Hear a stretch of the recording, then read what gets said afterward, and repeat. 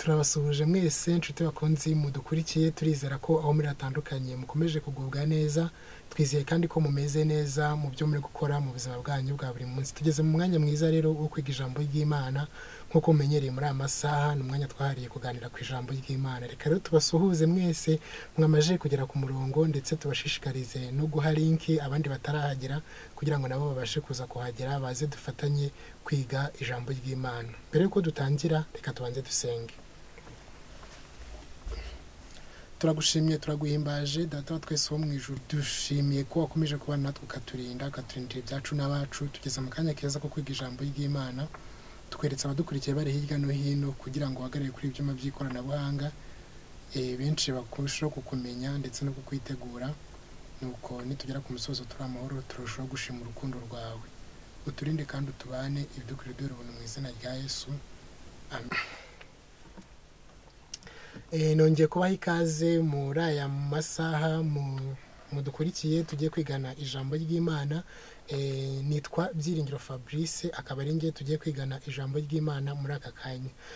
Umutwe w'amagambo w'ikigisho tugiye kuganirira hamwe uratubwira ngo ni ikibazo kitubaza ngo kuki ari ngombwa gushima Imana mu buzima bwacu bwa buri munsi.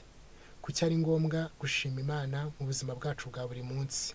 Iki kibazo tukibaza buri wese anibaza impamvu agomba gushima Imana. Hari impamvu nyinshi zigomba kudutera gushima Imana mu buzima bwacu bwa buri munsi. Nk'uko mwese mubizi Imana niyo yaturemye irangije kuturema idushyira ku isi iduha ubuzima iduha byinshi byiza byose tuba dufite byose twabihawe n'Imana.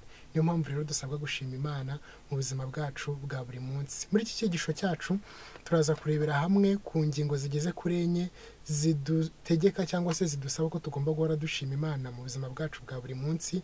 Turaza kureba ingingo ya mbere ni uburinzi bw'Imana kuri twe. Uburinzi bw'Imana kuri twe bugomba gutuma tugomba guhora dushima Imana mu mibereho yacu yose ya buri munsi. Ikindi kandi turaza kurebera hamwe tugomba kudutera guhora dushima Imana ni ubutunzi Imana yaduhaye cyangwa se ibyo dutunze ibyo nabyo biratuba tugomba kubishimira Imana buri munsi. Tugomba gushimira Imana kandi kubw'agakiza k'imitima yacu no kubabarirwa ibyaha. Ku ngingo ya kane ari nayo turaza kuba turi kugana ku musozo w'icyigisho cyacu turaza kurebera hamwe amasezerano Imana iduha. Amasezerano Imana iduha ayo nayo tugomba guhora tuyashimira Imana. Izo rero nizo ngingo tujya kuza kuganiraho mu mwanya utarambiranye kugira ngo dufatanyirize hamwe kureba twibaza ngo kuki ari ngombwa gushima Imana mu buzima bwacu bwa buri munsi. Turaza guhera ku isomo riri muri Zaburi y'121 ni Zaburi y'121 turaza gusoma amagambo ahari turahera ku murongo wa 7 tugeze ku murongo wa 8. Zaburi 121 usomye uhereye ku murongo wa 7 kugeza ku murongo wa 8 hari amagambo atubwira ati Uwiteka azakurinda ikibi cyose niwe uzarinda ubugingo bwawe. Uwiteka azakurinda amajya n'amaza uhereye none ukageza iteka ryose. Ubwo twahereye kuri ya ngingo ya mbere itwereka ko tugomba gushima Imana ku bw'uburinzi bwayo. Hano tubonye ko Uwiteka ni isezerano yatanze, Imana ni isezerano yaduhaye rivuga ngo azaturinda ikibi cyose. Uwiteka azakurinda ikibi cyose kandi niwe uzarinda ubugingo bwawe. Murumva rero ni isezerano rikomeye kandi ry'ubwishingizi tugomba guturizamo ritwereka neza ko Uwiteka ari we uturinda akaturinda ikibi cyose kandi ntibirangire aho ngaho gusa ahubwo akanarinda n'ubugingo bwacu. Usomye epfo ku murongo wa 8 haratubwira ngo Uwiteka azakurinda amajya n'amaza uhereye none ukageza iteka ryose. Uwiteka kandi nanone adurinda isezerano rivuga ko azaturinda mu majya no mu maza uhereye none ukageza iteka ryose. Iri ni ryerekana neza ko Imana iduha uburinzi bukomeye cyane kandi ikatwitaho kugira ngo hatagira ikintu na kimwe kiduhungabanya.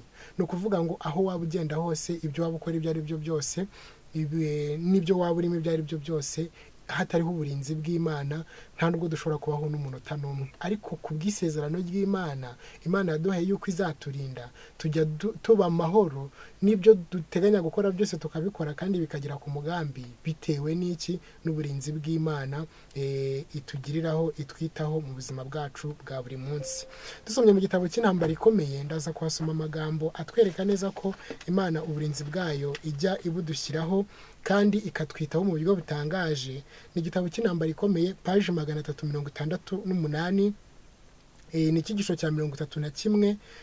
Ndaza gusoma ku musozo w'icyo cyigisho cya 31, ndasoma ku isubihera. Hari amagambo atwereka neza ko Imana iturinda kandi ikatwitaho, ari no mpamvu tuba tugomba guhora dushima Imana mu buzima bwacu bwa buri munsi.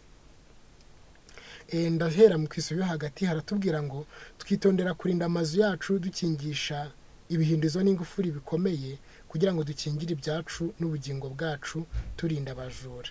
Ariko si kenshi dutekereza uko abamarayika babi bahora batwubikiriye, ndetse n'uwo duhanganye nawe mu mbaraga zacu tudafite uburyo na bumwe bwo kwirwanirira. Ahangaha twese nk'uko tubizi, nta muntu ushobora kurara adakinze, ahubwo abenshi barakinga ku gipangu, bagakinga abafite ibipangu, barangiza gukinga bakaba bafite wenda n'abacunga umutekano n'ababaricungira umutekano. Ntibirangirira aho ngaho gusa, n'inzu barimo bagakinga, n'ibyo ntibirangirira aho gusa, ahubwo n'icyumba umuntu yarayemo nacyo bwacyo akongera akagikinga. Ariko akenshi ngo ibitera abantu cyangwa se ibi bidutera no kugira ngo dukingire ibyacu, twirinda abajura, ndetse kugira ngo batatwangiriza ibyacu. Ni uwo mugambi nyamukuru abantu baba bafite, ariko ngo ntabwo tujya dutekereza uko abamarayika babi bahora batwubikiriye. Hepfo rero barakomeje baratubwira ngo baramutse babonye uburyo bashobora kurangaza intekerezo zacu. Ngo abamarayika babi baramutse babonye uburenganzira cyangwa bakabona akanya na gatoya, barangaza intekerezo zacu. Mu by'ukuri rero nk'uko muri kubyumva, ntabwo kuba batayibonera uburyo ari uko ari impuhwe baba badufitiye abo bamarayika babi cyangwa abadayimoni mu yandi magambo, kuba batatugeraho ngo batwangiririze, batubuze amahoro, batubuze umudendezo, batubuze umutekano. Ntabwo ari uko ari impuhwe baba badufitiye, ahubwo ni bwa burinzi bw'Imana. Imana ijya idushyiraho ikadukingira kugira ngo tutabasha guhungabana. Hepfo baratubwiye ngo baramutse babiboneye uburenganzira, barangaza intekerezo zacu, bagahungabanya kandi bakaremaza imibiri yacu. N'iyi mibiri yacu uko tugenda, uko tuba tumeze, bayiremaza ndetse bakanayihungabanya. Nk'aho ibyo bidahagije, barimbura n'ubutunzi bwacu ndetse n'ubugingo bwacu. Abamarayika babi bahora batwubikiriye, ariko tukagira Imana ikomeye yaduhaye isezerano nk'uko twarisomye ko Imana izabana natwe ikaturinda mu mibereho yacu ya buri munsi, ikadushyigikira mu majya no mu maza, ko hagira ikintu na kimwe gishobora kuzaduhungabanya. Ariko hano tubonye neza ko ngo nubwo dukinga amazu yacu tukarinda n'ibyacu, ntabwo tujya dutekereza ukuntu hari abamarayika babi bahora batwubikiriye. Ngo icyo baba bashaka, ngo baramutse babiboneye uburenganzira cyangwa bakabona uburyo, ngo barangaza intekerezo zacu. Abantu bakajya gutoragura amashashi, abantu ntibibuke, abantu ntibazirikane, abantu ntibafate mu mutwe, ndetse n'ibindi byose bigendanye no ku intekerezo z'umuntu zaba zidakora neza. Abantu bakaba bagenda ku musozi bambaye ubusa ndetse n'ibindi byose. Ariko ibyo ngibyo baramutse, si ibyo gusa bakora, baramutse babiherewe n'uburenganzira, ngo barimbura n'ubutunzi bwacu ndetse n'ubugingo bwacu, kandi bakaremaza n'imibiri yacu. Niyo mpamvu mu ngingo turi buze no kurebera hamwe imbere, turaza no kureba ko tugomba guhora dushima Imana kubw'ubutunzi Imana yaduhaye, kuko nabwo ibyo ngibyo wumva utunze, wumva ko ari ibyawe washatse, ntago Satani aba abyishimiye, ahubwo Satani we aba yifuza yuko ibyo ngibyo ushobora kubibura, bikaba byatuma wazabura n'ubugingo buhoraho. Nahawe rero ho kuzirikana ko kubw'uburinzi Imana itugirira no kutwitaho mu mibereho yacu ya buri munsi, dusabwa kubishimira Imana kandi tukabiha agaciro. Ntukajye wumva ko ari ibisanzwe kuba waryamye ukabyuka, kuba wagiye ukagaruka amahoro, ntabwo ari ibisanzwe. Aho wagiye mu muhanda birashoboka ko wabonye impanuka, kandi ntabwo ari ugushidikanya, impanuka ziraba, ariko wowe ukagenda ukagaruka amahoro. Ese utekereza yuko ari uko wagiye neza kurenza abandi? Utekereza se ko ari uko wenda we wagiye mu modoka yawe? oya ntabwo ibyo ngibyo ari byo, kuko n'abafite imodoka zabo cyangwa abafite ubundi buryo bwabo bagenda bajya bahura n'impanuka nabo bikabagendekera nabi ugasanga bahasize n'ubuzima. Ntabwo ari byo gusa rero Imana igitwitaho muri ubuzima bwacu bwa buri munsi, Imana itwitaho ikaturinda. Ababyeyi mudukurikiye, Imana yabitayeho irabarinda, irangije no kubarinda ibaha n'umugisha, ibaha n'urubyaro. Uwo ni umugisha Imana yabahaye, ariko ku bwa Satani ntabwo yifuzaga ko n'uwo mwana wamugira. Ku bwa Satani ntabwo aba yifuza ko niyo sambu wayitunga. Ku bwa Satani n'abadayimoni be ntabwo baba bifuza ko n'uwo murimo wawugira, ntabwo baba bifuza ko n'ako kazi wakagira, ntabwo baba bifuza ko n'ayo mahoro wayagira. Icyo baba bagambiriye ni ukurimbura amahoro yacu, ni ukwangiriza umuntu mu buryo ubwo ari bwo bwose, ni ukumujujubya kugira ngo umuntu atagira amahoro. Ariko ku bw'uburinzi bw'Imana ukiga ukarangiza, ugatwara inda amezi 9 akarangira ukazabyara, kandi ukabyara umwana muzima ukamurera agakura. Ibyo byose ni uburinzi n'ubugiraneza bw'Imana itugirira mu mibereho yacu ya buri munsi. Dusabwa rero kubishimira Imana, ntitukabirebe gutyo ngo birangire tutabishimiye Imana, ahubwo tujye tuzirikana ko dusabwa kubishimira Imana, kuko Imana iradukunda cyane, hanyuma bigatuma iduhozaho ijisho ryayo. Hepfo rero nsomye andi magambo bari kutubwira ngo igiteye ubwoba rero nabanga kumvira iby'ijuru risaba, maze bakiroha mu mitego ya Satani, kugeza ubwo Imana ibareka ngo bayoborwe n'imyuka mibi. Ikindi kibabaje ni ukuba Imana iturinda ikatwitaho, ariko twarangiza tukayisuzugura, tukayininira, ntitwite ku miburo yayo, ntitwite ku byidusaba, kandi ariyo dukesha byose. Hepfo baratubwiye ngo abo bantu ngo iyo banze kuyoborwa n'Imana, ngo Imana ijye ibareka ngo kugira ngo baherwe mu mitego ya Satani. Hepfo barakomeje baratubwira ngo ni ijambo ry'ihumure nifuza ko buri wese adukurikiye yazirikana kandi akajya bihera agaciro cyane, ngo ariko abakurikira Kristo bahora bahishwe munsi y'uburinzi bwe. Abamarayika b'imbaraga nyinshi batumwa kubarinda bavuye mu ijuru. Iri ni isezerano rikomeye cyane, ngo abakurikira Kristo bahora bahishwe munsi y'uburinzi bwe, ngo kandi hatumwa abamarayika b'imbaraga nyinshi kugira ngo baze kuturinda baturutse mu ijuru. Wowe udukurikiye rero ufite abamarayika bakurinda, nanjye ndabafite, ndetse n'abandi barabafite. Dusabwa rero kubishimira Imana kubw'ubwo burinzi bw'Imana. Twabonye ko hari abadayimoni, abamarayika babi baguye ba Satani, batajya batwifuriza ibyiza, batatwifuriza amahoro, batifuza ko wabyara, batifuza ko waheka, batifuza ko wakiga ngo urangize. Ngira ngo mujya wenda munabyumva, hari igihe umuntu atangira ishuri akiga, ariko byagira igihe cyo gukora ikizami akarwara akaremba, ugasanga umuntu ahora muri ubwo buzima, bikazarangira n'amashuri atayashoje bitewe n'ibyo bibazo. Ariko kubw'imbaraga z'Imana no kubw'uburinzi bw'Imana, bamwe bakiga bagasoza, byose bikagenda neza, nta na kimwe gicitse cyangwa ngo hagire igihungabana. Rero ni uburinzi bw'Imana itugirira. Twabonye ko abamarayika b'imbaraga batumwa kurinda ubwoko bw'Imana baturutse mu ijuru. Hepfo rero baratubwiye ngo umwanzi ntashobora kumena igihome Imana yashyizeho ngo gikingire ubwoko bwayo. Twavuga ngo amen. Ni ukuvuga ngo hari igihome Imana yashyizeho kugira ngo gikingire ubwoko bwayo, ngo ariko ngo umwanzi ntashobora kumena icyo gihome. Rero nagushishikariza wowe dukurikiye muri aka kanya, iyi niyo mpamvu ikomeye iruta izindi dusabwa guhora dushima Imana mu buzima bwacu bwa buri munsi, kubw'uburinzi Imana itugirira. Bitabaye uburinzi bw'Imana, bitabaye abamarayika b'imbaraga batumwa bavuye mu ijuru ngo baze baturinde, nta nubwo twabaho n'isegonda na rimwe, nta nubwo twagira na kimwe dushobora kugeraho mu buzima bwacu bwa buri munsi. Ariko kubw'uburinzi bwayo n'ubugiraneza bwayo, Imana iraturinda ikatwitaho, tukamara umwaka umwe, 2 igashira, 3 igashira, 4 igashira, 30, 40 igashira, ikazagenda imyaka igashira ari myinshi, tukarya, tukanywa, tukambara, ndetse n'ibindi byose tukabibona, ariko atari uko umwanzi adahari, ahubwo ari uko Imana yagize gute, yakingiye icyo gihome, yashyizeho igihome kugira ngo kidukingire. Ndaza gusoma andi magambo ari hano muri iki gitabo cyitwa guhamagarwa kwacu gukomeye. Hari andi magambo nanone atwereka impamvu dusabwa guhora dushima Imana mu buzima bwacu bwa buri munsi, ariko turacyari kuri ya ngingo ya mbere itwereka uburinzi bw'Imana kuri twebwe. Ndasoma ku murongo, ndasomana ko ku ipaje ya 10 harimo haratubwira ngo Imana inyanyagiza imigisha mu nzira tunyuramo kugira ngo bitunezeze mu rugendo rwacu, kandi bitera imitima yacu kuyikunda no kuyihimbaza, kandi ishaka ko twivomera amazi mu iriba ry'agakiza kugira ngo imitima yacu ihembuke. no kuvuga ngo Imana inyanyagiza imigisha hehe mu nzira ducamo inzira ngo ariko ngo ikibigambiriye ngo no kugira ngo iyo migisha yanyanyagijemo idushimishe itunezeze ngo hanyuma bidutere gukunda Imana ndetse no kuyihimbaza. Ariko ikibabaje nuko iyo migisha Imana iduhaye abenshi aho kugira ngo ibatere gukunda Imana no kuyihimbaza ahubwo ibajyana kure. Ugasanga umuntu yasengaga atarabona akazi ariko yakabona gusenga bikaba birarangiye. Ugasanga umuntu yitabiraga gahunda z'itorero umuganda akaboneka ariko yabona urubyaro bikaba birarangiye akaba bavuga ati sinzongera kugaruka. Ati abana baba ari hano nabajya iki babaho bate zamigisha za mpamvu z'imigisha zakamutiye gukunda Imana no kuyihimbaza ahubwo iyo migisha ikaba impamvu zikomeye cyane zo kumukura ku Mana. Mu by'ukuri murumva ko bibabaje, niyo mpamvu dusabwa kwisubiraho kugira ngo tunezezwe n'ibyiza Imana idukorera ndetse tunabishimire mu buzima bwacu bwa buri munsi. Impamvu Imana ngo ishyira ibinezeza mu nzira yacu ashaka ko tuyikunda ndetse tukanayihimbaza. Hepfo rero turakomeje baratubwira ngo tubasha kuririmba indirimbo z'Isiyoni, tubasha kunezeza imitima yacu ndetse n'iy'abandi. Ibyiringiro bishobora gukomera, umwijima ugahinduka umucyo.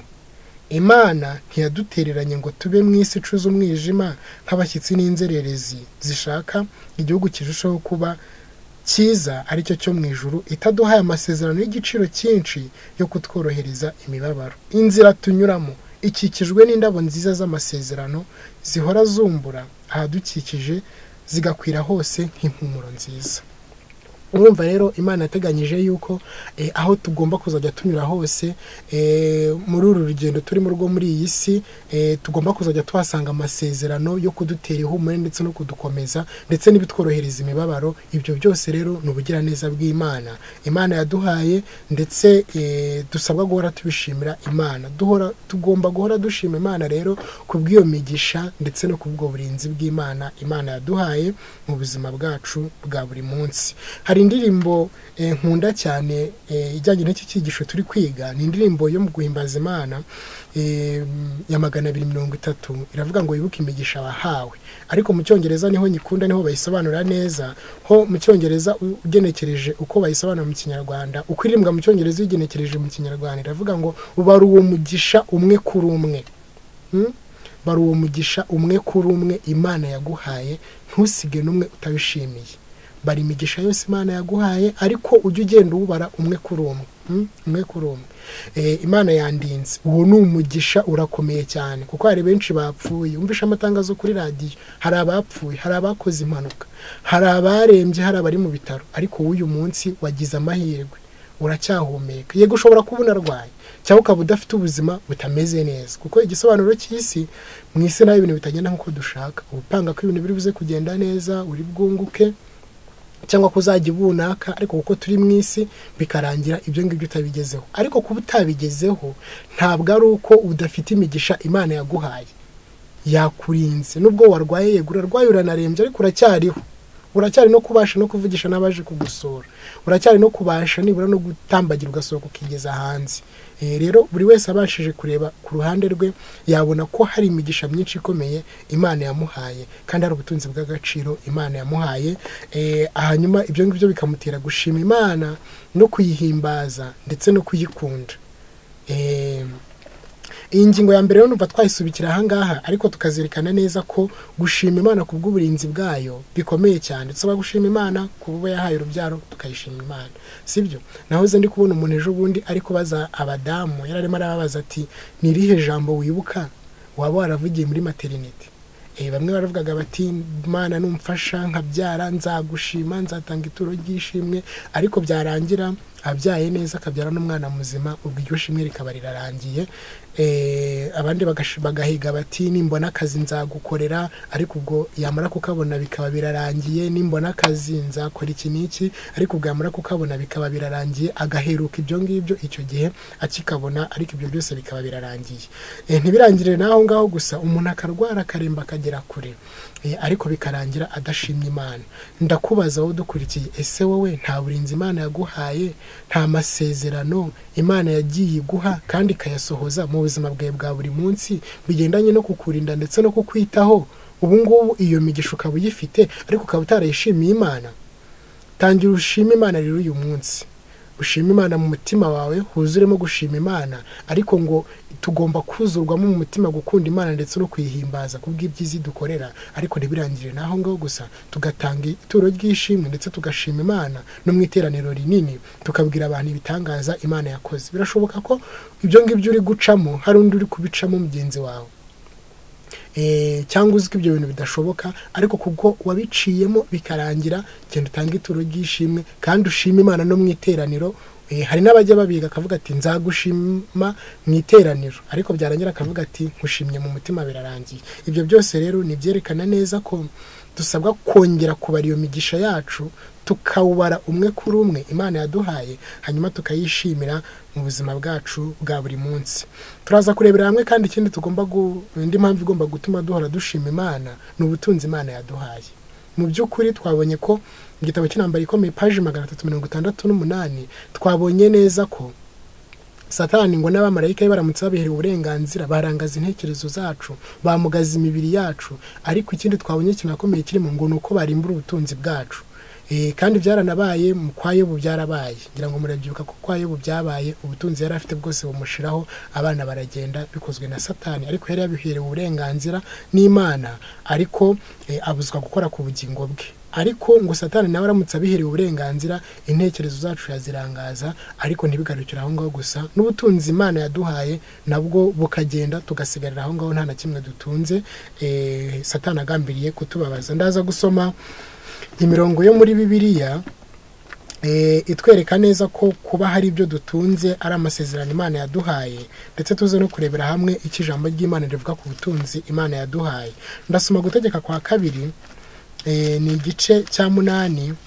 Gutegeka kwa kabiri ndasoma igice cya 8, hanyuma nze gusoma n'umurongo wa 18. Haravuga hati 8:18, Gutegeka kwa kabiri. Ahubwo uzibuka Uwiteka Imana yawe, kuko ariyo iguha imbaraga zikuronkesha ubutunzi, kugira ngo ikomeze isezerano yasezeranije n'indahiro na ba sogokuruza banyu, nk'uko irikomeza no muri iki gihe. Iri somo ndaza kurisubiramo kugira ngo byumvikane neza. Bari kutubwira ngo ahubwo uzibuka Uwiteka Imana yawe, kuko ari iguha imbaraga zikuronkesha ubutunzi. Ngo uzibuke Uwiteka Imana yawe, ngo ni iguha imbaraga zikuronkesha iki? Zikuronkesha ubutunzi. Mu by'ukuri hari igihe umuntu aronka ubutunzi cyangwa akagira ibyo ageraho, ariko akumva ko ari imbaraga ze zabikoze, akumva ko ari uko afite umuryango ukomeye, akumva ko ari uko yakoreye amafaranga cyane, akumva ko ari byo byose, mbese akumva ko ari we. Ati iyo ntakora, iyo ntagenza gutyo, iyo ntazigama, ntabwo biba byaragenze gutyo. Oya, uribeshya niba utekereza gutyo. Ijambo ry'Imana hano ritweretse neza ko Uwiteka niwe uguha imbaraga zikuronkesha ubutunzi. Hepfo barakomeje baratubwira ngo kugira ngo akomeze isezerano yasezeranije n'indahiro na ba sogokuruza banyu, nk'uko irikomeza muri iki gihe. Ni isezerano Imana yari yarasezeranyije ba sogokuruza bacu, ariko natwe ubu ngubu ikaba igikomeje, ikaba ikiri kurisohoza. Ritwereka neza ko Uwiteka ari we uduha imbaraga zituronkesha ubutunzi. None se niba Uwiteka ari we uduha imbaraga zituronkesha ubutunzi, murumva ko tutagomba gushima Imana tukayihimbaza kubw'ubutunzi Imana iduha? Kubwo kuba dutunze hakaba hari ibyo dufite mu mbato agomba kubishimira Imana. Mu by'ukuri rero wakirengagiza kubishimira Imana kandi ari iduha imbaraga zituronkesha ubutunzi, waba wayobye cyane. Turasoma kandi irindi somo riri mu Rwambere rwa Ngoma, igice cya 29, ndasoma umurongo wa 12. Ngoma ya mbere igice cya 29, somye ku murongo wa 12, naho hari andi magambo ari buze kudufasha muri iki cyigisho cyacu. Ngoma ya mbere igice cya 29 umurongo wa 12, hari aya magambo atubwira ati: ubutunzi n'icyubahiro ni wowe biturukaho, kandi ni wowe utegeka byose. Mu kuboko kwawe harimo ububasha n'imbaraga, kandi kogeza no guhesha bose imbaraga biri mu butware bwawe. No kuvuga ngo nkuko na hano bari kubitubwira, mu kuboko kw'Imana niho harimo ubutunzi n'icyubahiro, ni wowe biturukaho kuko ni wowe utegeka byose.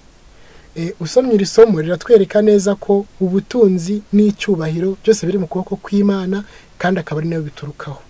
Ubwo butunzi ndetse n'icyubahiro bijya bitugeraho, ariko ari imigisha Imana iduhaye biturutse mu biganza by'Imana. Mu by'ukuri rero wowe ubifasha ukabyita ibyawe ukabikandagiza abandi, ubutunzi buriya aba ari intizanyo, aba ari indagizo. Nk'uko usomye nko mu Rwambere rwa Timoteyo igice cya 6 umurongo wa 6, hari isomo ritwereka neza ko ndumva ni Urwambere rwa Timoteyo ni igice cya 6 umurongo nawo wa 6. Reka isomo naryo ndisome kugira ngo rize kudufasha kutubwira ngo, ariko ngiye reka mpere ku murongo wa 7, ariko reka nsome no wa 6. Urwambere rwa Timoteyo ni igice cya 6 umurongo wa 6 haratubwira ngo, icyakora koko kubaha Imana iyo gufatanije no kugira umutima unyuzwe kuvamo inyungu nyinshi. Kubaha Imana iyo gufatanyije no kugira umutima unyuzwe havamo inyungu nyinshi. Hepfo haratubwiye ngo, kuko ari ntacyo twazanye mu isi kandi ntacyo tubasha kuzayikuramo, ariko ubwo dufite ibyo kurya n'imyambaro biduhagije tunyurwe nabyo. Ariko ngiye ibyo nashakaga cyane niriri ku murongo wa 7 tubwira ngo, kuko ari ntacyo twazanye mu isi kandi ntacyo tubasha kuzayikuramo.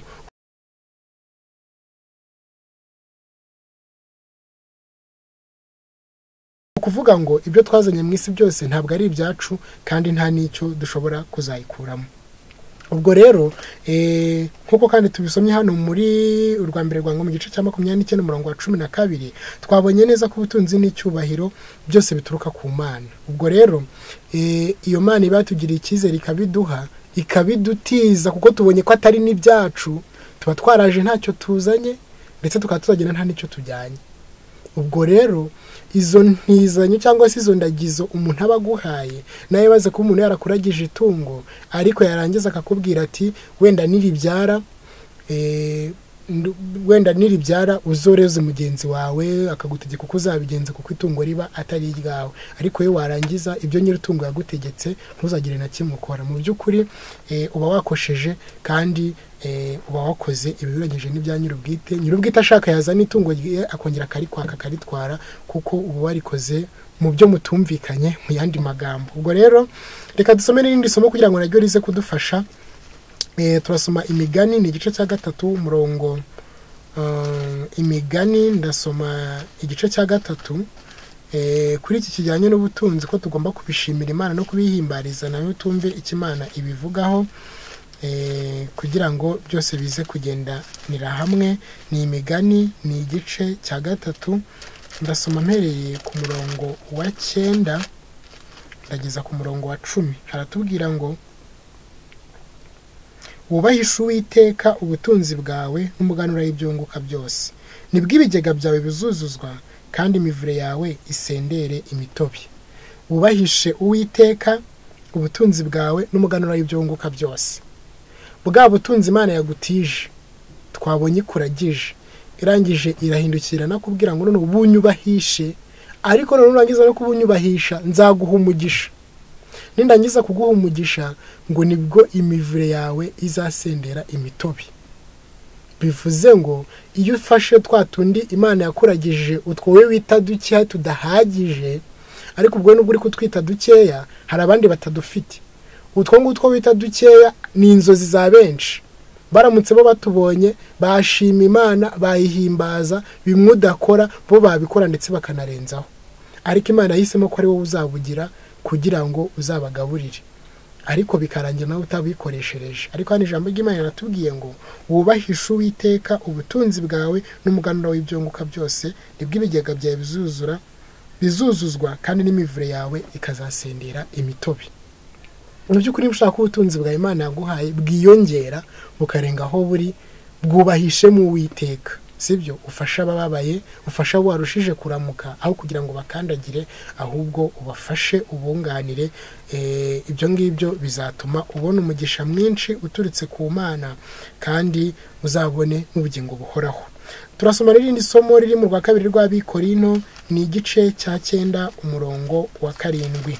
Naho hari amagambo meza nifuza ko yadufasha mu rwa kabiri rw'Abikorinto ni igice cya 9. Ndaza gusoma mpereye ku murongo wa 7. Haratubwira ngo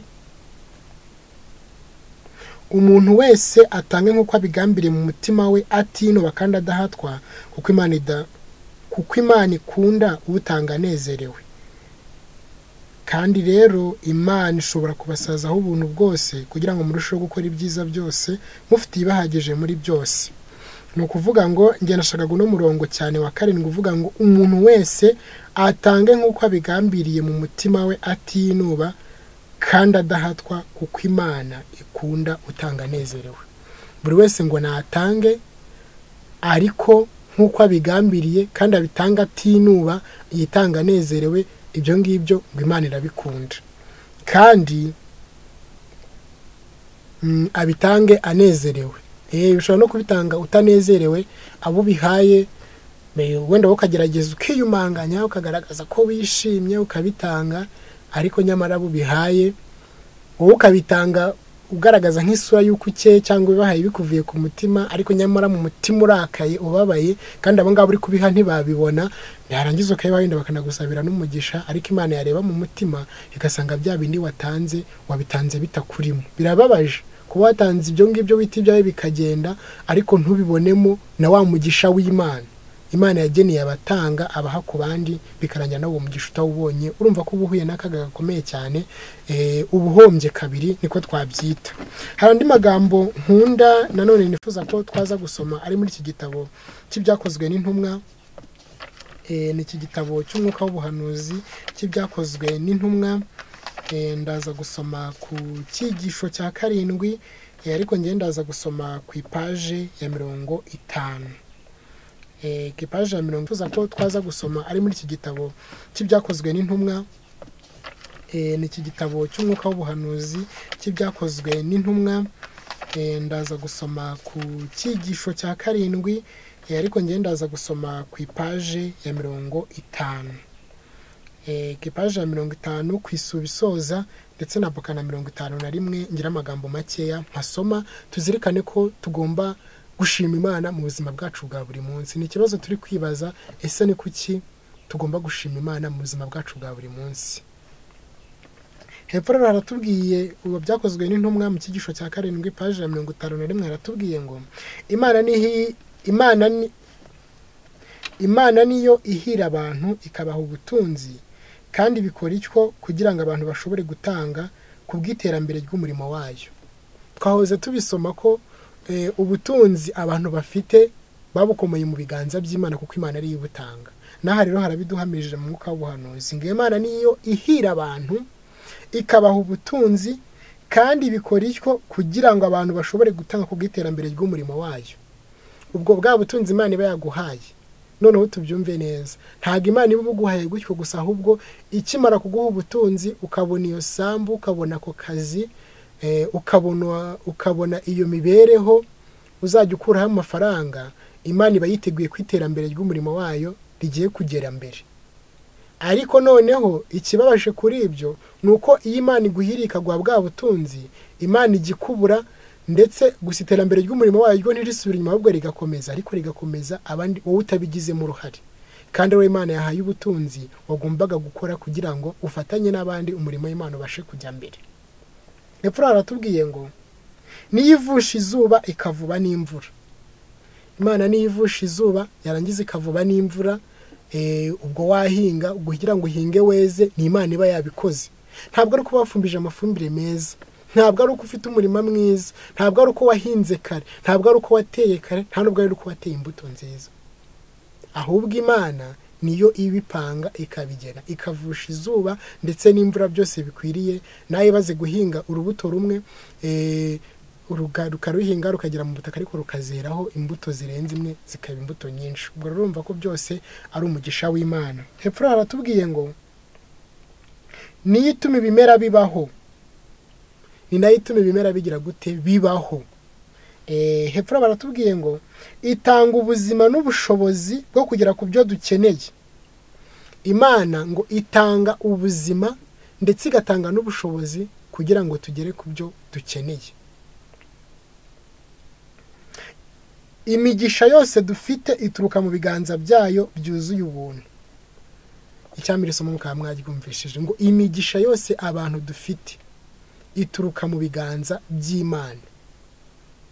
Ubwo ya migisha wajyaga witirira bya bindi na babandi bandi, oya sibyo, ahubwo Imana niyo ikomokaho niyo migisha. Hepfo rarakomeje aratubwiye ngo nk'ingaruka y'ibyo Imana yifuza ko abagabo n'abagore bagaragaza gushima kwabo, bagira icyo bayigarurira, batanga icya 10 n'amaturo. Ari amaturo yo gushima, ari amaturo y'ubushake, n'amaturo y'uko bavanyweho urubanza rw'ibyaha.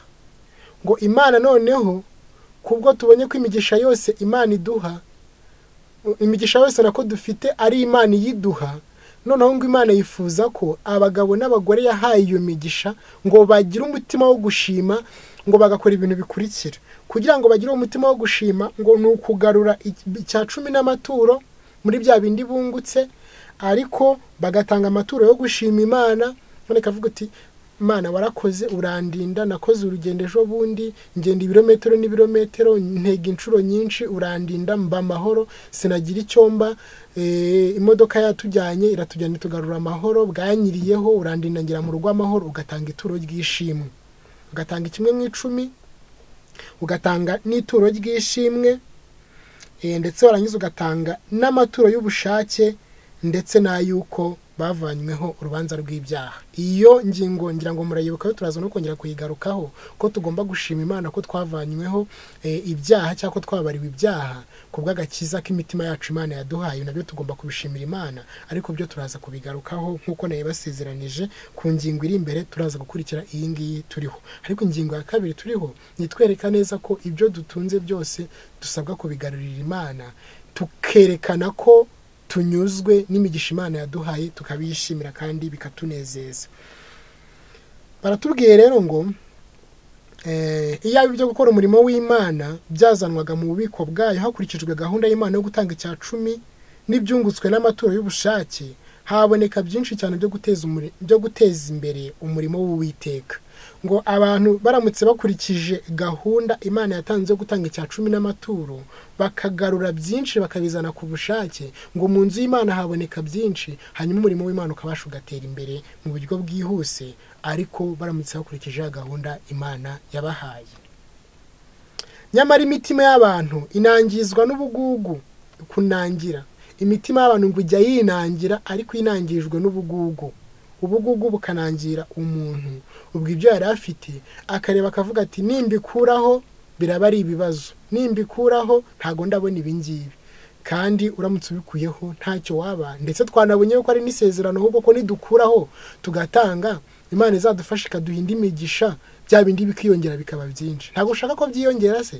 Nubwo ushaka ko byiyongera, uwo mutima w'ubugugu gumane. Kuko ushaka ko byiyongera bikaba byinshi, noneho bigasumba ibyo ufite, tanga kandi utamukurikije uko Imana yabivuze.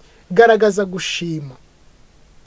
gushima kubw'ibyo Imana yagukoreye, ikaguha ibyo utunze kandi ikanabikurindira. Ntekereza yuko abantu aho baba ntago urara hafi y'imitungo yawe yose.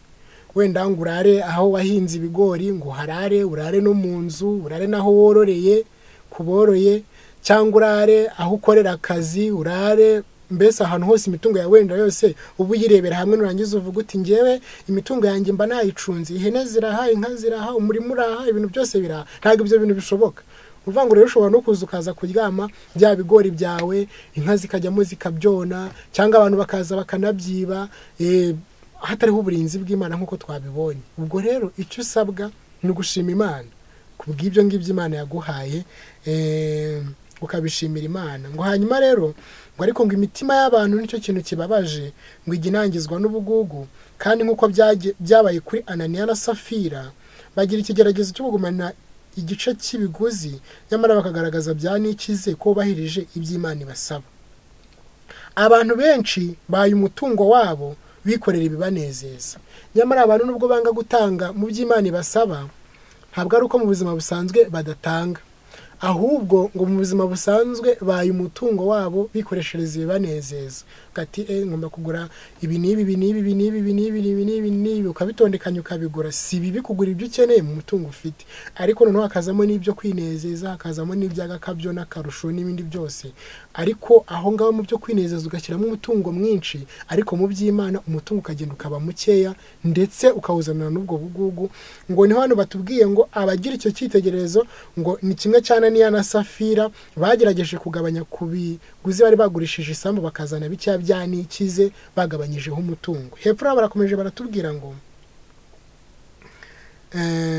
abagabo n'abagore bareba bashimisha kandi bakanezeza irari ryabo mu gihe bazanira Imana ituro rito batanabishaka.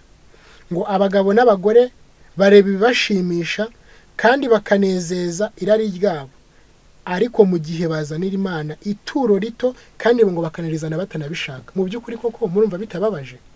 Mu bitunezeza byacu bya buri munsi tugashyiramo umutungo mwinshi tukawutanga rwose nta n'ikibazo, twumva ntacyo bidutwaye tukawutanga mwinshi, ariko ngo igihe cyo kuzanira Imana ituro ngo tukarizana rito, rimwe na rimwe naryo tukarizana tutabishaka. Niko ari muri iki gitabo handitse ngo abantu bazanira Imana ituro rito ngo kandi bakarizana batanabishaka.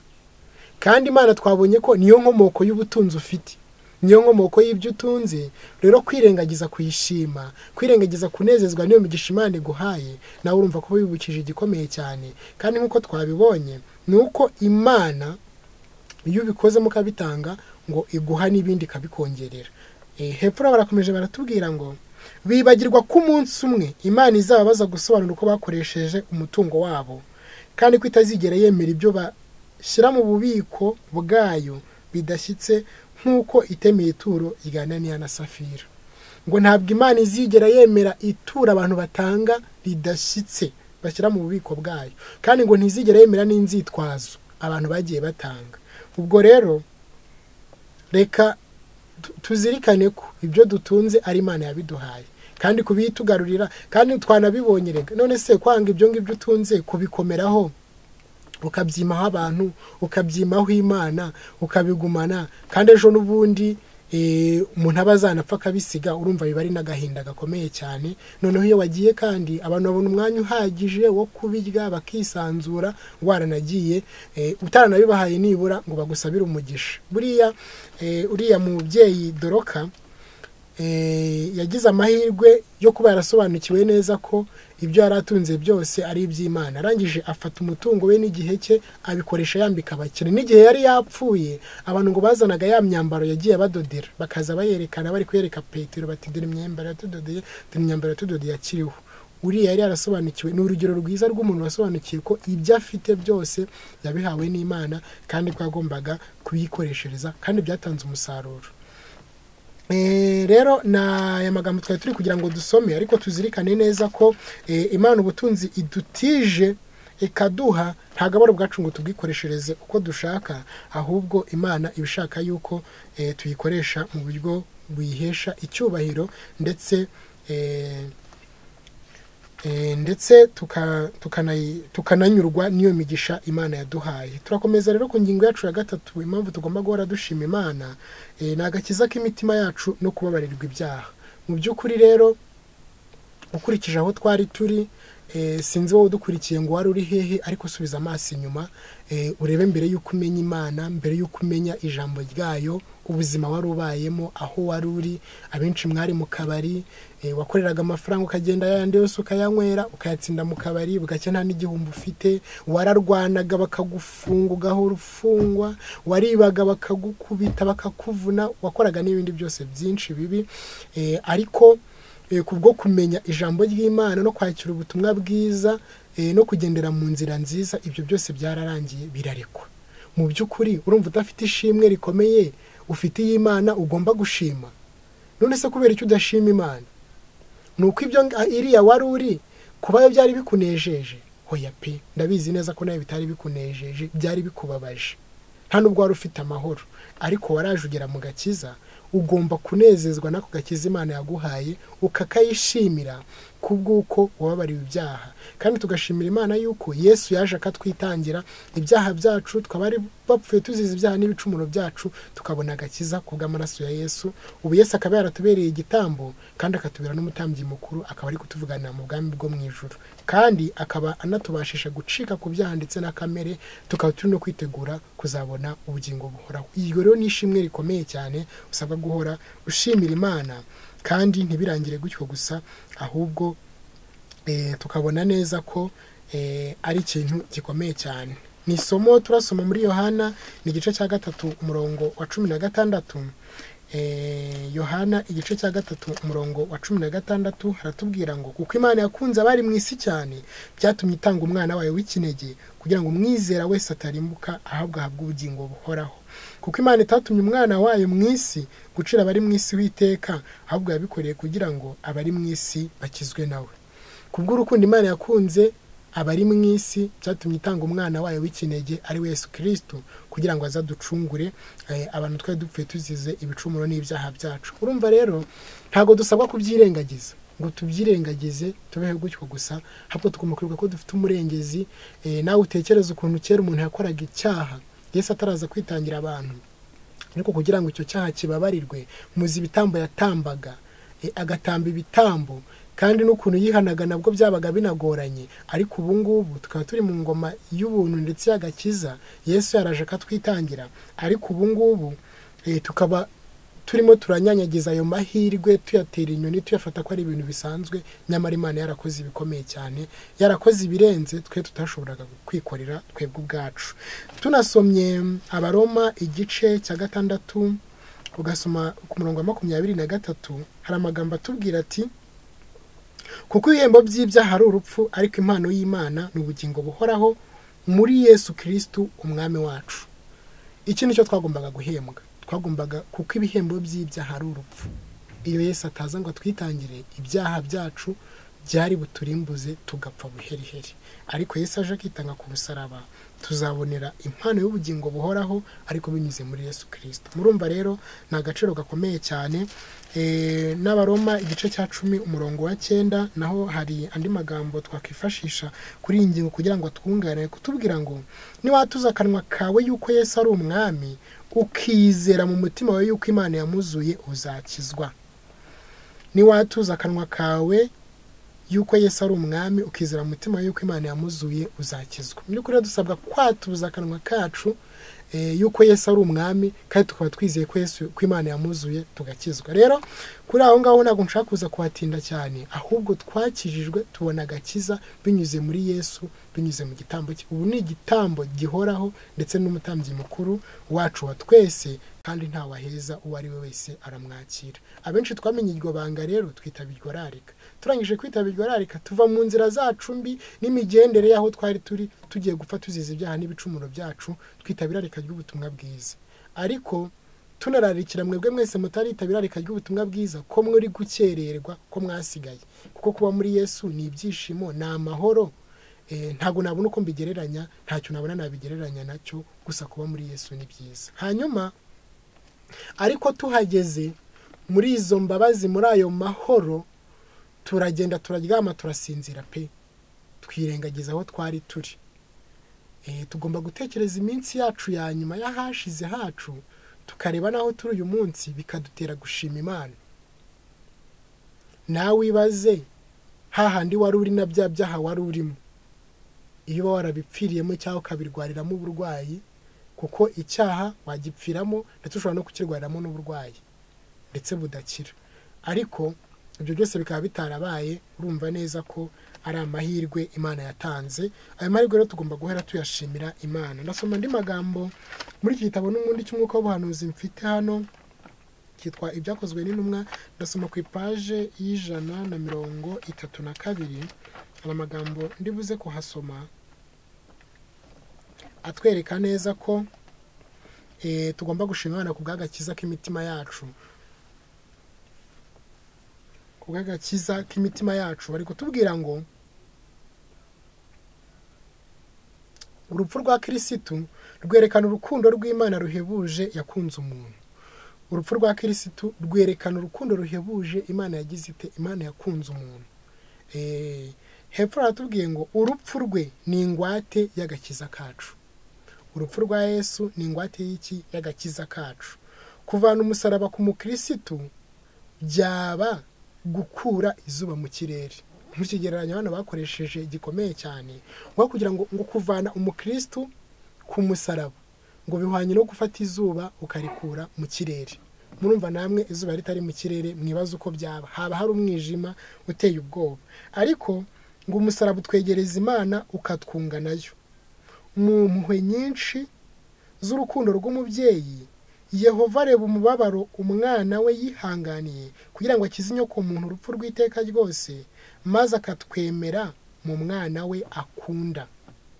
Imana yitegereje icyo gitambo cya Yesu ukuntu yemeye agaca mu bibazo no mu mihangayiko ikomeye cyane, abantu bakanamwanga kandi aribo yaje gukiza, ngo hanyuma ariko icyo agambiriye ari urukundo akunda inyoko muntu kugira ngo arokore abantu, hanyuma bigatuma Imana itwemera binyuze mu mwana wayo ikunda. Iyo hatabaho umusaraba nta buryo umuntu yari kungwa na Data wa twese. Iyo hatabaho umusaraba nta buryo umuntu ari kungwa na Data wa twese. Murumva iki kintu ari ikintu cyoroheje tugomba gushimira Imana, kuba twarunzwe n'Imana ariko binyuze mu musaraba kuri Yesu. Ibi bintu tugomba kubishimira Imana, tukabishimira Imana kandi twarangiza tukanabinezererwa. Ikindi, ibyiringiro byacu byose niwe bishingiyeho. Ibyiringiro byacu byose niwo bishingiyeho. Kuri wo niho umucyo w'urukundo rw'umukiza uturuka. Kuri wo niho umucyo w'urukundo rw'umukiza umurika uturuka, kandi igihe umunyabyaha ari ku birenge by'umusaraba agahanga amaso ye wapfuye kugira ngo amukize, ashobora kwishima bitavugwa kubera ko ibyaha bye bibabariwe. Igihe apfukamye munsi y'umusaraba yizeye, aba ageze ahantu haruta ahandi umuntu ashobora kugera.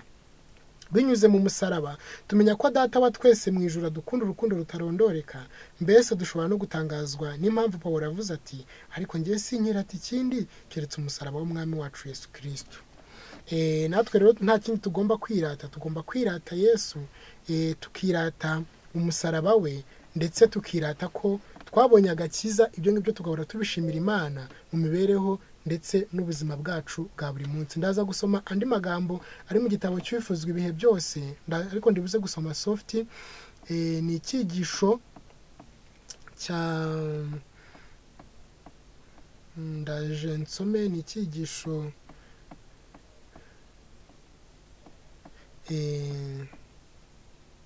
icyigisho ndasoma mu Bifuzwa ibihe byose, icyigisho cya 62 kivuga mu nzu yo kwa Simoni, mu nzu ya Simoni.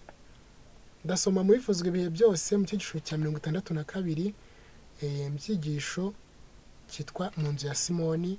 Tubarebe ikindi cyitegererezo cy'umuntu wasobanukiwe n'ibi ngibi, hanyuma yarangiza akabishimira Imana ndetse akagaragaza nuko anyuzwe kandi anezerewe. Ndasoma ku ipaji ya 681, ariko abafite izindi ndimi mwareba muri icyo cyigisho, ni mu masuba abanza muzabona ayo magambo. Hanyuma muzahere hano havuga ngo, mu gihe ubugambanyi bwariho bucurirwa i Yerusalemu, Yesu n'inshuti ze bari batumiye mu munsi mukuru kwa Simoni. Umukiza yari yicaye ku meza na Simoni, we yari yarakijije indwara yangwaga cyane. Ku rundi ruhande rwe hari hicaye Lazaro, we yari yarazuye mu bapfuye. Marita yaragaburaga mu gihe Mariya yumvanaga ubwuzu ijambo ryose rituruka mu kanwa k'umwigisha.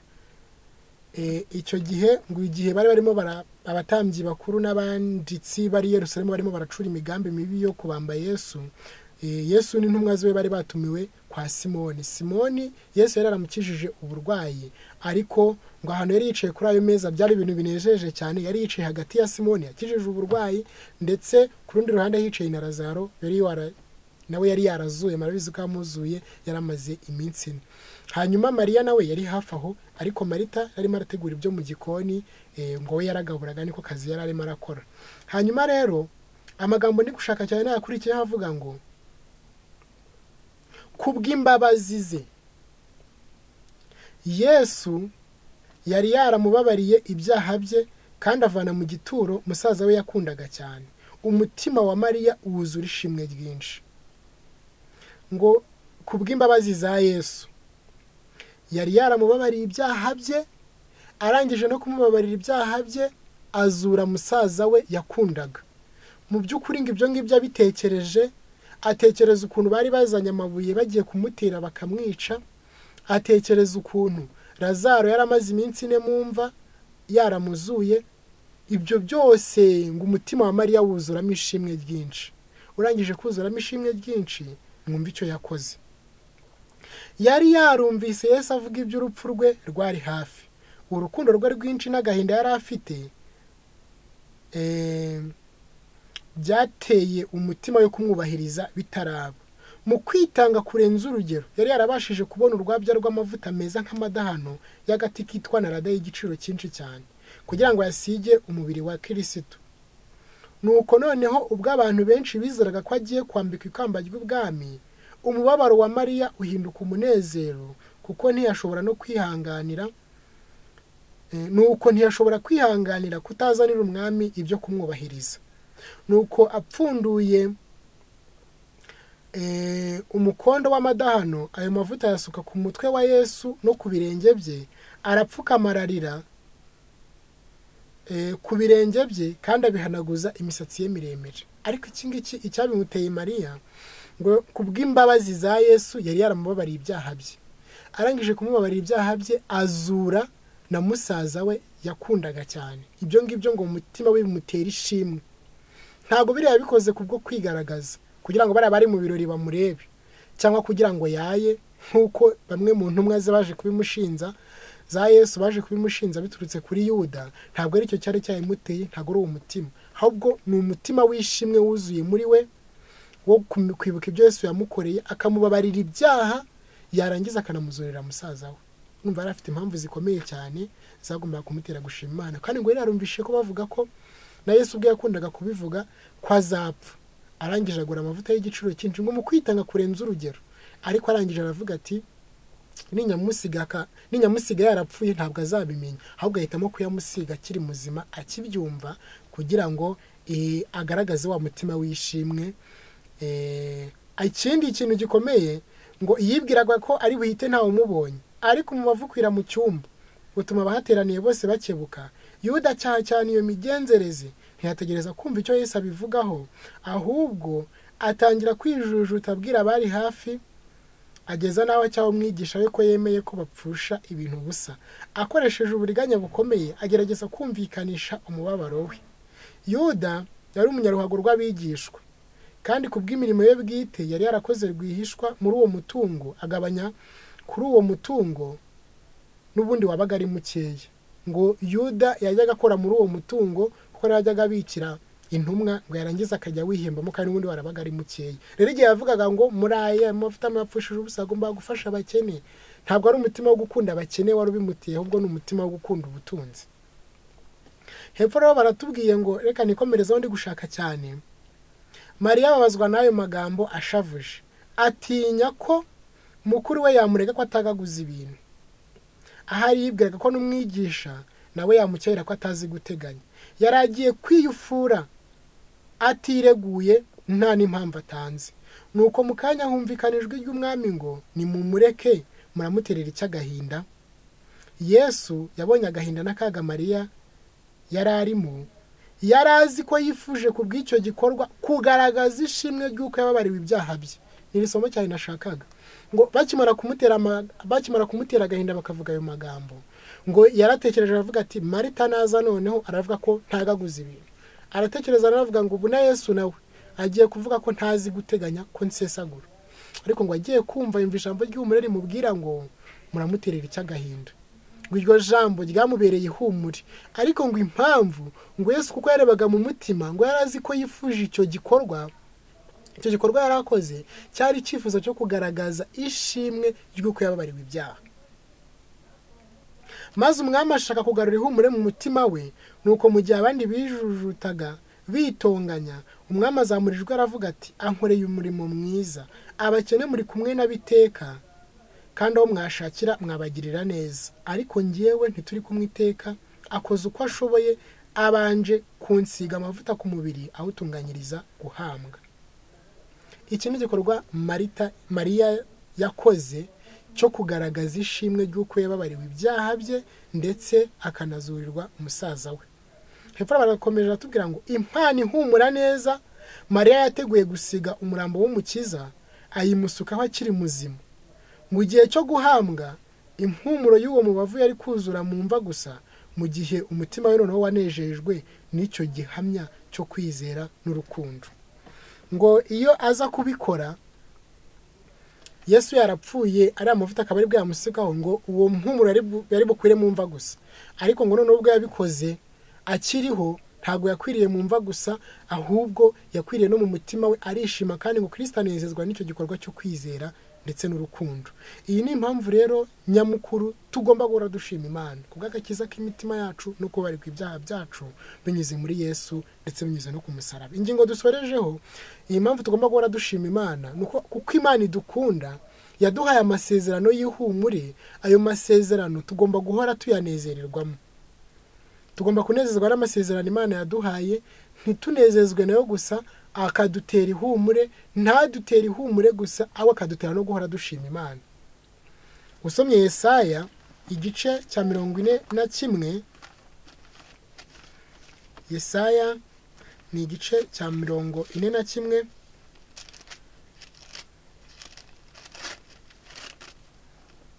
ugasoma ku murongo w'icumi haratubwira ngo ntutinye kuko ndi kumwe nawe, ntukebe kuko ndi Imana yawe, nzajya ngukomeza ni koko nzajya ngutabara, kandi nzajya nkuramiza ukuboko kw'iburyo ariko gukiranuka kwanjye. Murumvira isezerano ridakomeye, ntutinye. Imana irivugira ati ndi kumwe nawe, nzajya mbana nawe, nzajya ngutabara, kandi nzajya nkuramiza ukuboko kw'iburyo ariko gukiranuka kwanjye. Iri sezerano rirakomeye cyane. Tugomba kurishimira Imana ko dufite ibyiringiro n'amasezerano Imana yaduhaye by'uko izaturinda, ikatugirira neza, ikabana natwe mu buzima bwacu bwose bwa buri munsi.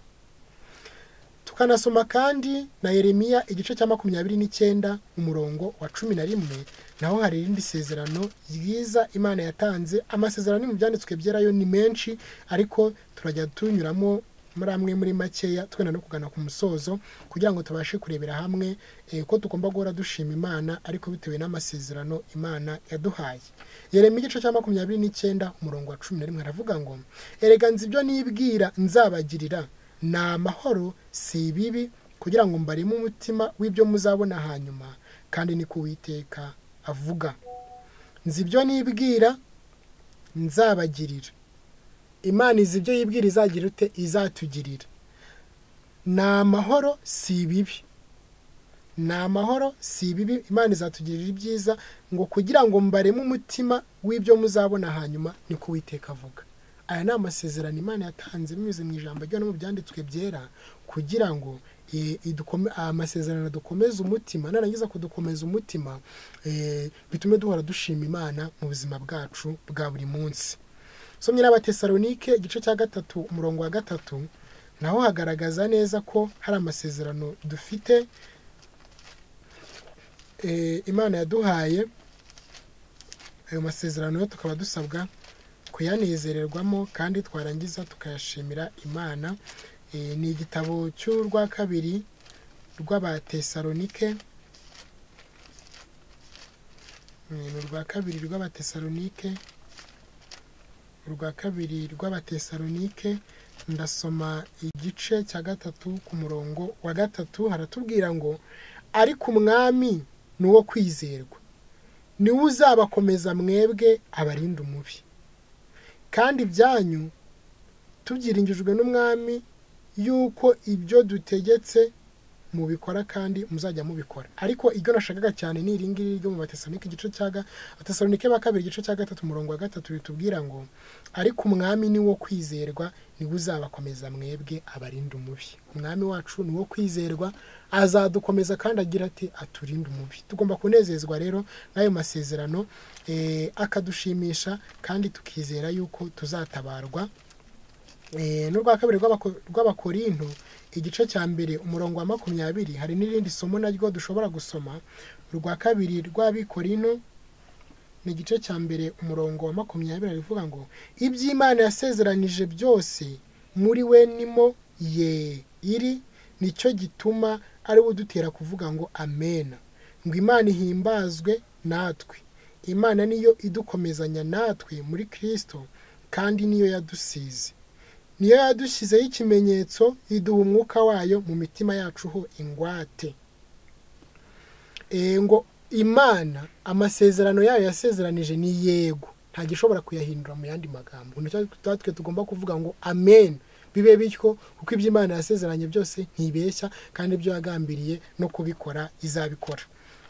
Rero tugomba guhora dushima Imana mu buzima bwacu bwa buri munsi kubw'uburinzi bw'Imana kuri twe, tugashima Imana kubw'ubutunzi Imana yaduhaye, tugashima Imana kubw'agakiza k'imitima yacu no kubabarirwa ibyaha, kandi tukanashima Imana kubw'amasezerano Imana yaduhaye. Hari urugero rumwe nifuza gusomaho mbere yuko tugana ahasoza, rwa bamwe bagiriwe neza ariko ntibashima Imana, birangije bibabaza Yesu, birangije kumubabaza abitanga impamvu byanditswe ibi ngibi ni kugira ngo bitubere icyitegererezo. Twe ntituzamere nk'aba batashimye Imana, ahubwo twebwe tuzabashe gushima Imana.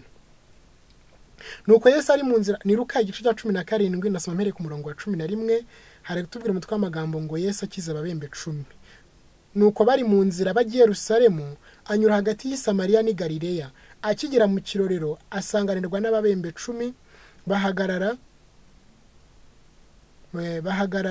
sanganirwa n'ababembe 10 bahagarara kureba, barataka cyane, bahagarara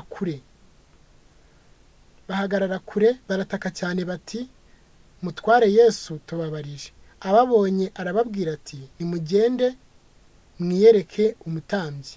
Bakigenda barakira. Umwe muri bo abonye akize, agaruka ahimbaza Imana n'ijwi rirenga, yikubita imbere y'ibirenge bye aramushima, kandi uwo yari Umusamariya.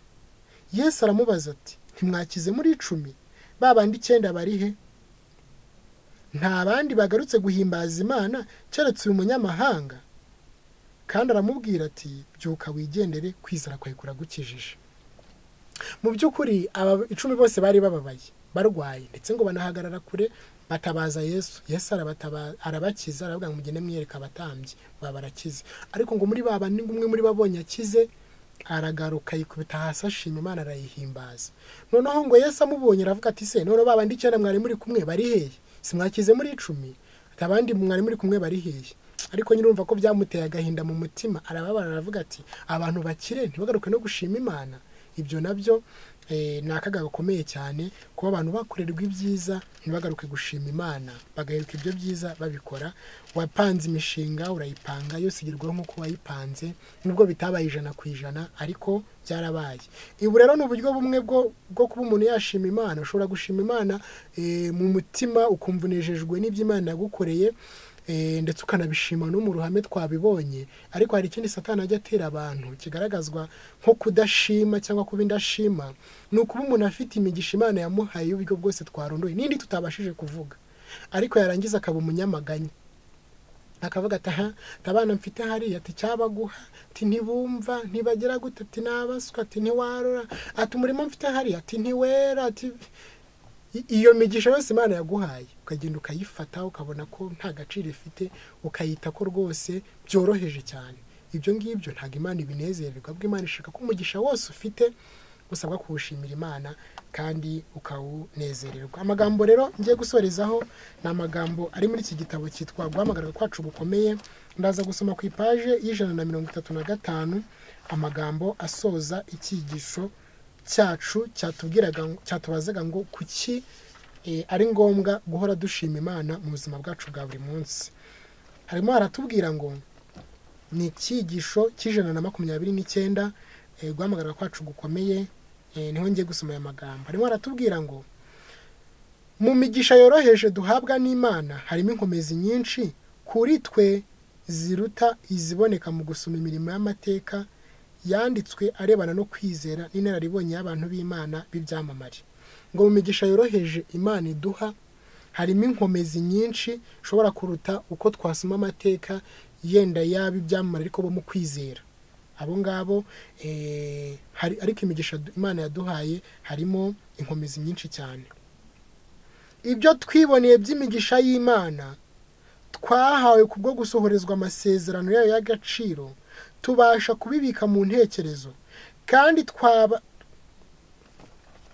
reka nsubiremo neza, ibyo twiboneye by'imigisha y'Imana twahawe mu byo gusohora ibyo twiboneye by'imigisha y'Imana twahawe kubwo gusohorezwa amasezerano yayo y'agaciro, tubasha kubibika mu ntekerezo, kandi twaba turi abakire cyangwa abakene, abize n'injiji, dushobora kwitegereza maze tukabibonamo ibimenyetso by'urukundo rw'Imana, ngo uko twaba tumeze kose turebye iyo migisha Imana yaduhaye, ngo twitegereje neza twayibonamo urukundo rw'Imana.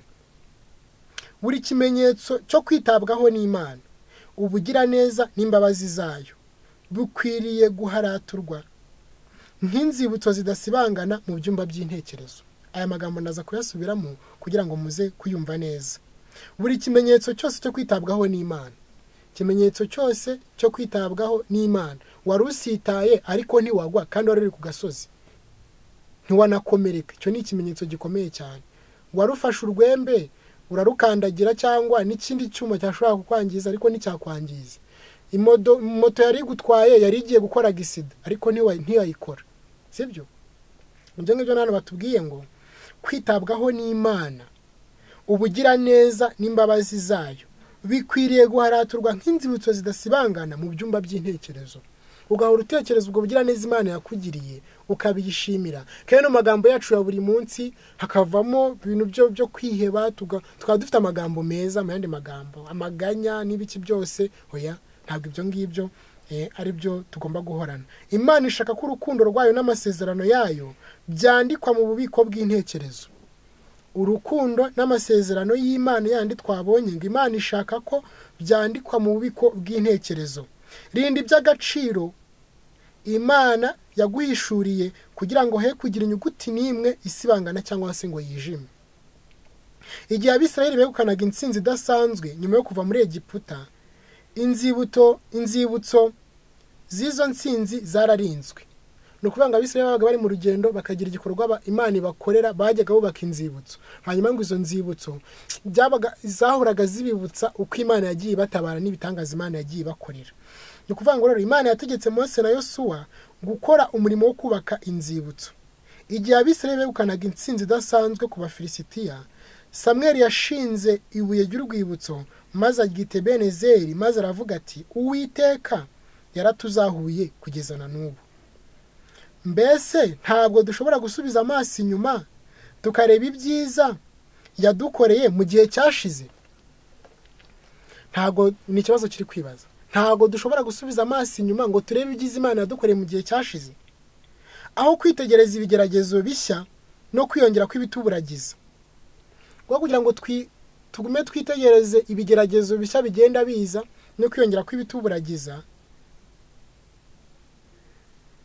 imibabaro, gukena ndetse n'urupfu, ibyo bigatuma tudakuka umutima, ahubwo tukareba hahise tukavuga tuti, Uwiteka yaratuzahuye kugeza n'ubu.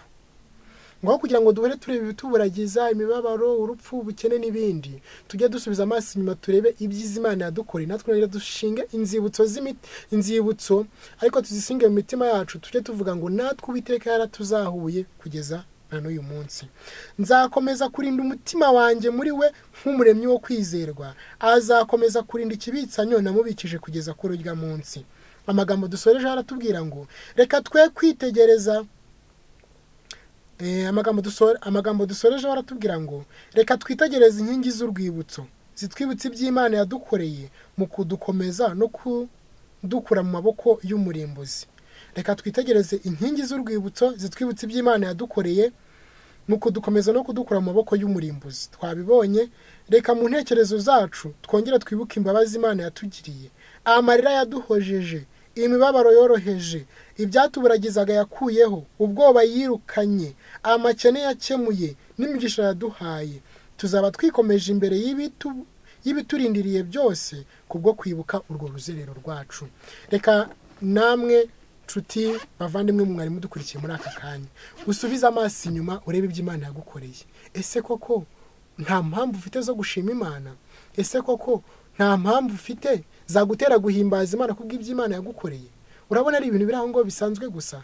Ndakumenyesha ko bidasanzwe dukurikije nk'uko ijambo ry'Imana yabitweretse. Dusabwa gushima Imana mu buzima bwacu bwa buri munsi, kubw'uburinzi bwayo itugirira, ko twabibonye neza ko Satani abiherewe uburenganzira yarangaza intekerezo zacu, ubutunzi bwacu yaburimbura, ndetse n'imibiri yacu akayimugaza. Ibyo byose ni bigomba kutwereka ko tugomba guhora dushima Imana. Ikindi tugashimana kubw'ubutunzi Imana yaduhaye. Twabonye ko Imana ari itanga imvura, igatanga izuba, igatanga n'imigisha kugira ngo ituronkeshe ubwo butunzi, kandi ubutunzi twabonye ko dufite bwose bukomoka mu kiganza cy'Imana. Reka nabyo tujye tubushimira Imana, twe kugira ubugugu nk'ubwa Ananiya na Safira, ahubwo tunezerwe niyo migisha Imana yaduhaye. Ntibigarukira aho ngaho gusa, dushimana kubw'agakiza k'imitima yacu. Twabonye ko iyo hataboneka Yesu, iyo hataboneka umusaraba, tutari bubashe kubona agakiza. Ngo gutandukanya umuntu n'umusaraba ngo binganye nko gufata izuba ukarikura mu kirere. Rero twanabonye kandi ko hari amasezerano Imana yaduhaye menshi dusabwa kubahiri, dusabwa kunezezwa n'ayo masezerano, twarangiza tukanayiringira ko ibyo Imana yasezeranyije izabikora. Subiza amaso inyuma rero, ubare iyo migisha Imana yaguhaye, ubare umwe kuri umwe, nurangiza ubishimira Imana. Reka rero twese dusabirane ngo Imana itubabarire aho tutashimye Imana, itubabarira